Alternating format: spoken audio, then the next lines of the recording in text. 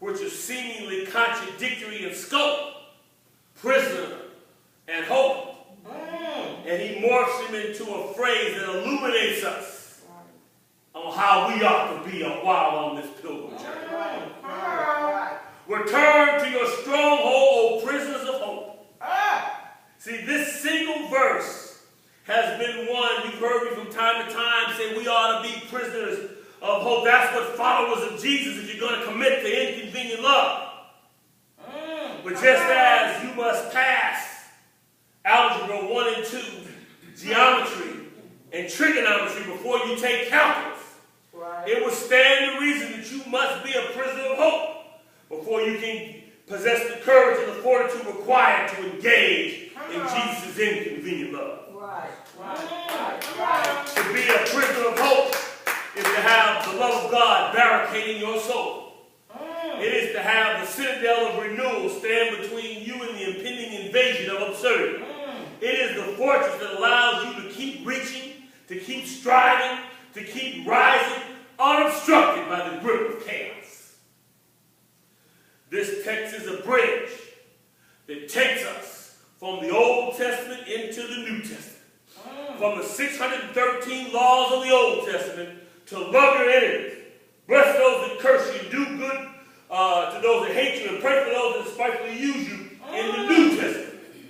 From though he slay me, yet will I trust him in the Old Testament, to I do not consider the suffering of this present time to be compared with the glory that's about to be revealed in the New Testament.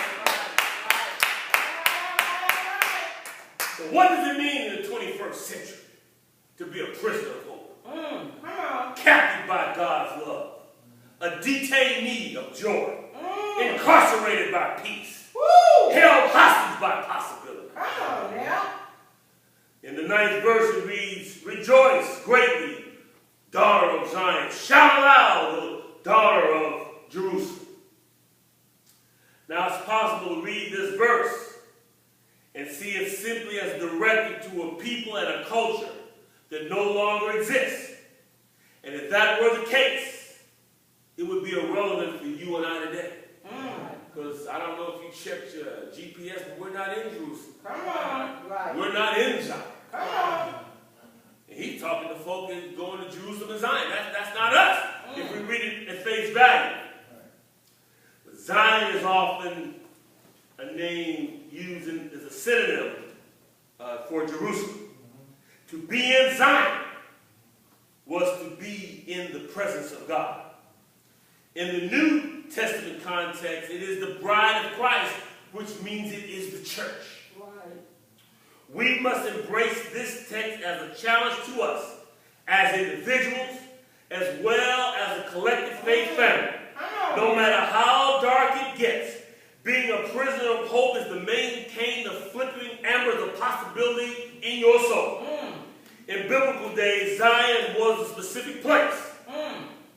A place that represented being with God. That was the belief. So I got to be in Zion to be with God. But for our purposes, Zion is not so much a specific place, but rather a state of being. It is to have the love of Jesus in your heart and the Holy Spirit in your soul.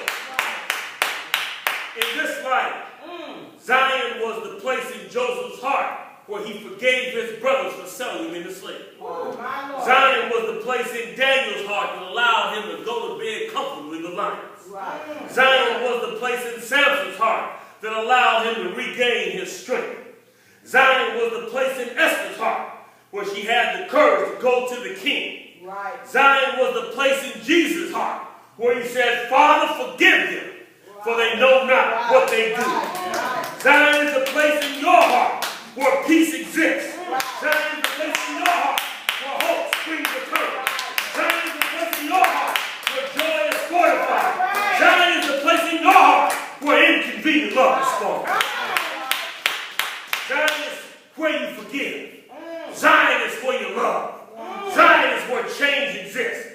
Zion is where mountains are movable, hills are climbable, and broken conditions are redeemable. There has never been a moment in this country's history when it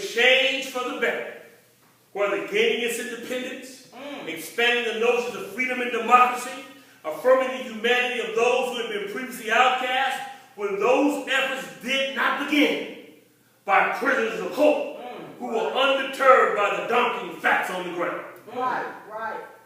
So, what is required to be a prisoner of hope is found in the words of Reverend Jeremiah Wright that were appropriated by Barack Obama, which is to embrace the audacity of hope. Woo, my Lord.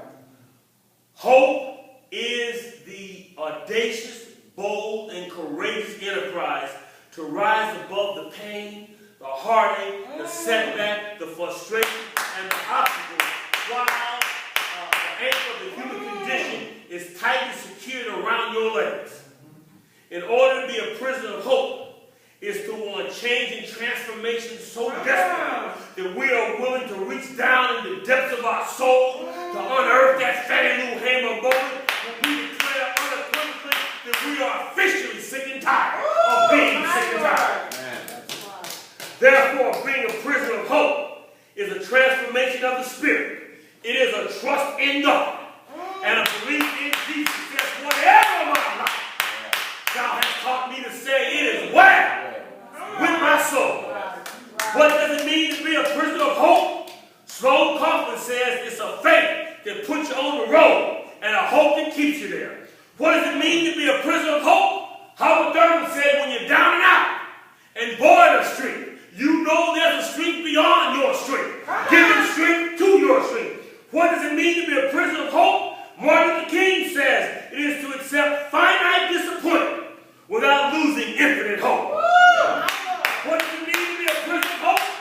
Job said, naked I came into this world, and naked shall I return. The Lord giveth, and the Lord taketh away. Blessed be the name of the Lord. What does it mean to be a prisoner of hope?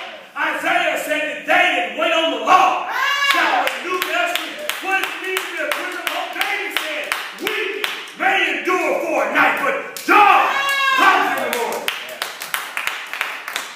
In spite of what you're going through right now, God has given you a ceaseless flow of love and grace. We got bread in a starving land. We got victory in every valley. We have light in every midnight. We have hope in every situation. What shall separate us from the love of God? Shall tribulation or persecution or distress, hardship, heartache, death, hopelessness? No! In all these things, we are still more than conquerors through Him who loved us. The deepest level of worship is praising God in spite of our pain. Thanking God during our trial. Trusting God at the moment when we're tempted to lose faith. And loving God even when it feels like God is distant and remote. In our confusion, God is our peace. Yes, He is. At our darkness, God is our light. At our weakest, God is our strength. At our saddest, God is our joy. And at our lowest, God is our hope. The painful humiliation of Calvary, which is the epicenter of our faith, means you don't have to be a prisoner to your past. You can be a prisoner of hope. You don't have to be a prisoner to your pain. You can be a prisoner to hope. You don't have to be a prisoner to I could have, I should have, I would have. You can be a prisoner to hope. You don't have to be a prisoner to your weakness. You can be a prisoner to hope. As painful as life can be, it is by being a prisoner of hope that you find out that you've been accepted, that you've been blessed, that you've been healed, that you've been redeemed, that you've been forgiven, and that you've been resurrected. See, if you got hope, you can write Beethoven's Ninth Symphony. If you got hope, you can create a more perfect union. If you got hope, you can hold that union together. If you got hope, you can conduct the Underground Railroad. If you got hope, you can sit anywhere you want on the St. James bus system. If you got hope, you can take a peanut and make choosy mothers choose Jeff. If you got hope, you can write a letter in the Birmingham jail. If you got hope, You can tell everybody you're the greatest of all time and have the skills to back it up. And you've got